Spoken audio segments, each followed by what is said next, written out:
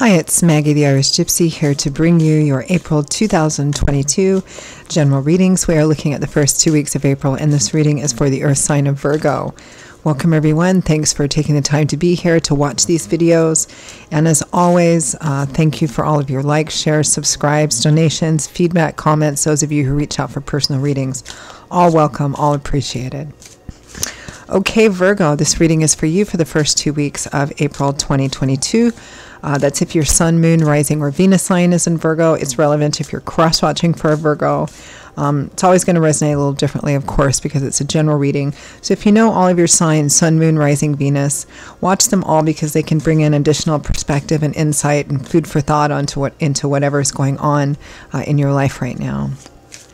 If you find that something does resonate with you enough that you'd like to reach out for a personal reading, perhaps take a deeper look at something for yourself or as a gift for someone else, feel free to email me directly at maggie1maguire@gmail.com. I'd be delighted to hear from you, and I can usually respond the same day with more information. I do offer a wide variety of readings in all areas of life, and you can also get that same contact info by clicking the description link, the little arrow attached to the video as well. Okay, Virgo, let's see what the first 2 weeks of April look like for you. I am using the Tarot of Dreams, clarifying with the Gilded Tarot. Okay, Virgo, we begin with a little secrecy with the Seven of Swords.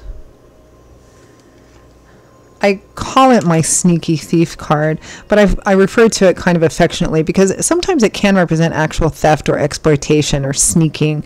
You know, it's got the energy of doing things behind the curtain or undercover, because whatever it is that you want to do, need to do, acquire, maintain, you feel like you can't really reveal it too much because then you wouldn't be able to do it, or it would make things difficult, right? So it's about doing things kind of behind the cover, keeping your cards pretty close to your chest here, because that's what you need to do for some kind of healing with the Six of Swords. Slowly but surely moving away from a difficult, chaotic, muddy, choppy waters and into waters that are more peaceful, serene. It's a card of healing.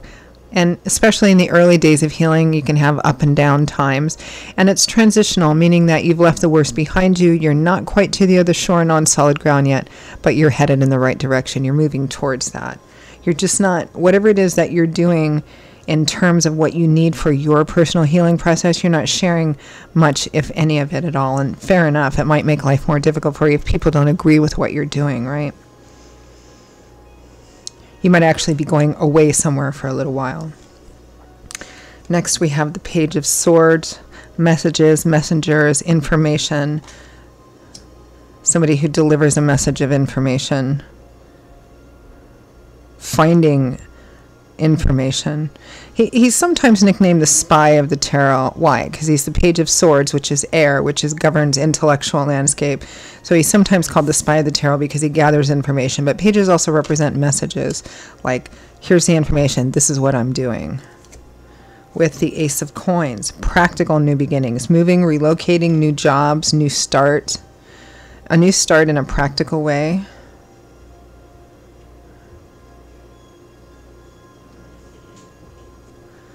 It may be that some of you, there's obviously a situation that needs healing here in your life. That's clear.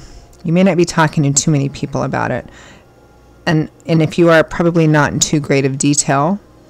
And it may be because you feel here that they wouldn't agree with whatever your methods for doing what you're doing, or they would have contradictory opinions or something. Next, we have the Seven of Coins, taking stock, taking inventory, taking a look at what you have invested in something and asking yourself, is it worth continuing? Should I change things up? Should I just do something completely different? What do I do with what I have put into this? You know, this is a card of, you know, it's contemplating, it's reflecting. Okay, this is what I have. This is the efforts I've put into it. Is it worth it?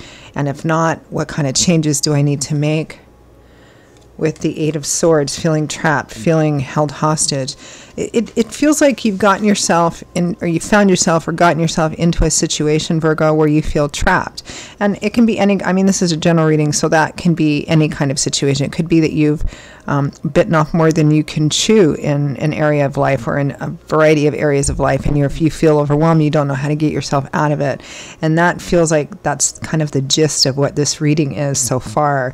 Is, okay, I'm in this place and I'm not happy and I feel like I can't get out of it, but I got to figure out a way to, because it's kind of, you know, driving me crazy. It's not good for me. So these are the steps I'm going to be taking to try and figure out how to free myself from this, but I'm not going to be saying too much about it. From the bottom of the deck, the overall energy is the Two of Wands, a crossroads where you need to make a decision to move in one way or another. So let's clarify a little bit. Let's clarify that Two of Wands is overall energy. Making a choice. Feels here like you've already made a choice to go in a particular direction.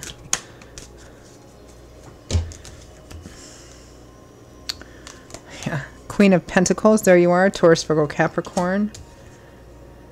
The Seven of Pentacles again, reflection, taking inventory, taking stock, the High Priestess, listening to your intuition and trusting your intuition. So whatever it is that you have decided or are deciding to do, which you think is in your own best interest, intuitively you know that this is the best thing for you to do to get yourself out of a situation you feel trapped in, overwhelmed in, and into a place of, on a path of healing. Clarify the Seven of Swords.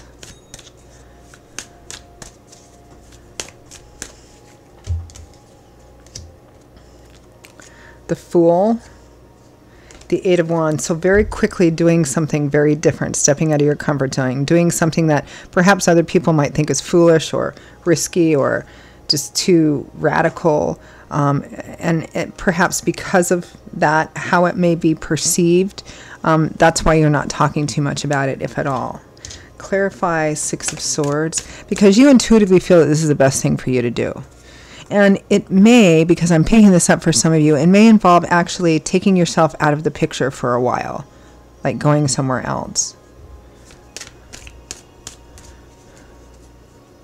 And you're just simply not talking about it because people would be like, what? This, that, and the other thing. And that would make just what you're going through more difficult. I get it. Clarify the Six of Swords, healing.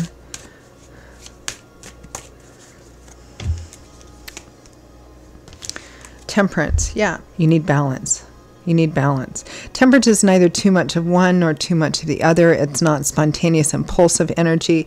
Even though the steps you're taking to get to that place may seem very impulsive, intuitively you know that's what's best for you. I mean, the Six of Swords and Temperance could also represent kind of balancing out mental and emotional energies too. If you're dealing with mental health issues or addiction issues or some combination of that, you need balance in your life. Your healing is, the balance is in the healing. Your healing is in the balance.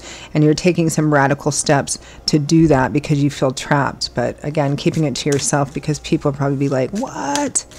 You know, clarify Page of Swords.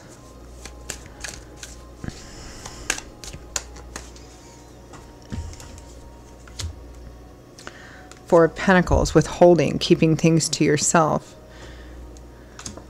Six of Cups, historical roots. Family, childhood, roots of origin. I feel like you're just not saying too much to friends, family, or only the minimum that you can. Because this is like withholding information from old friends, old lovers, family, about what? About the Ace of Coins, about what you're doing to see about having a new beginning here.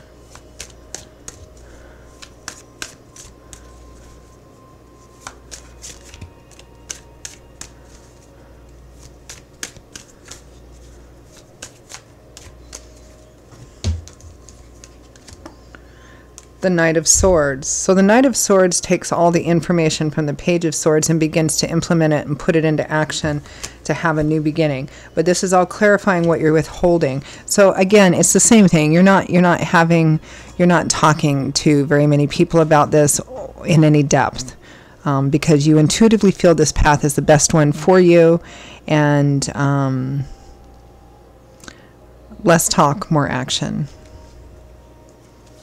And you don't really want to have time debating it with people. You just want to get going. Clarify 7 of coins. Reflection, taking inventory, taking stock. What changes do I need to make? With the 8 of Swords, to free myself from this feeling of being trapped in something.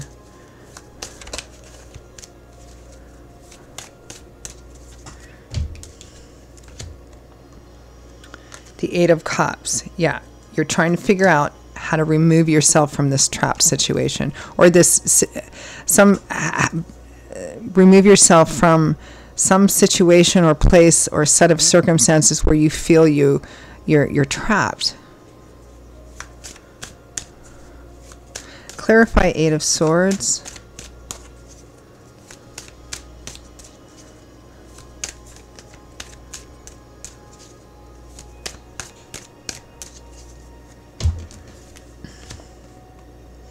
The 5 of Cups, sorrow, loss, regret. The Devil, obsessive energies, addictive energies, negatively obsessive energies, unhealthy relationships, unhealthy or addictive patterns, lifestyle choices, can sometimes be mental health issues or a combination of all of those. It feels like you've gotten yourself, and it implies that there's, as there often is in challenging situations in our lives, a sense that you play a part or have responsibility in the situation you find yourself in, where you feel like you've gotten yourself trapped in something. There's regret and sorrow here. There's a toxic, unhealthy cycle. Now, this is a general reading, so this can represent a lot of different things. Mental health issues, addiction issues, a combination of both of those. Bad habits that you keep giving into, which kind of causes, chaos and destruction. So taking an honest look at that and trying to figure it out. Again, some of you here, I'm getting, pretty strongly for many of you, this sense of, okay, I'm going to take radical steps here to take myself out of this situation and get some help so I can get a clearer perspective and a more practical perspective on how to get out of this. How do I manage this? I've gotten myself into this thing and I need to find a way to manage this and get out of this sense of feeling trapped by things. And in order to do that, I have to take these radical steps, maybe remove myself for a bit, not talking too much about it, because maybe you're feeling particularly brittle. You think people would be want to have these conversations about it, and you just can't handle that. So you're just doing what you feel intuitively and instinctively you need to do to get yourself into a better place, right?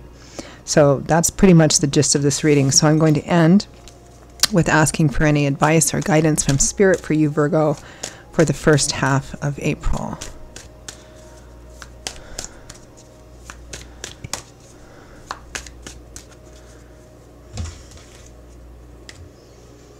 Strength, facing your fears, your doubts, your insecurities, looking at the part that you've had to play and where you're at, which requires strength, wisdom, humility, but it's also what you gain more of, which enables you to gain control over the things you feel you weren't able to control over, so that you can move through them in a victorious way. The 10 of Swords, surrendering to a painful ending. Whatever happened, but it's done now, and it's time to get up, brush yourself off, and move on. You can see that whatever has happened looks very difficult and painful, but you can see that the sun is rising in the background. A new day is dawning. The animals are beginning to return to the scene. All good signs that even though there may have been a big forest fire in your life, it's time to get up. It's time to move on. The Chariot, success on a difficult path. You might fail, you might fall down, but you got to get back up again, because that's how you win. Perseverance, determination, dedication. And here we have the 7 of Swords again. So it is likely for many of you a good idea that you say as little as possible about this process, because you need it for your healing. Unless it involves being in treatment or therapy, or you need to be honest and open with the people that can help you. But in terms of anybody else, keep your cards pretty close to your chest. I feel like that's the best path, so that your healing can be free of that kind of stuff during the initial period, which is the most important time for healing. All right, Virgo, those are your messages. Kind of intense, but positive. Those are your messages for the first half of April. I hope they were helpful and useful for you, gave you some food for thought, something to think about. Again, if this resonates with you enough that you'd like to take a deeper look at something, reach out for a personal reading for yourself or as a gift for someone else, feel free to email me directly at Maggie1McGuire@gmail.com. I would be delighted to hear from you and to work with you. I will see you all again in a couple of weeks for the April mid-month readings. Until then, stay safe and well, and I hope to see you back here again soon. Bye-bye.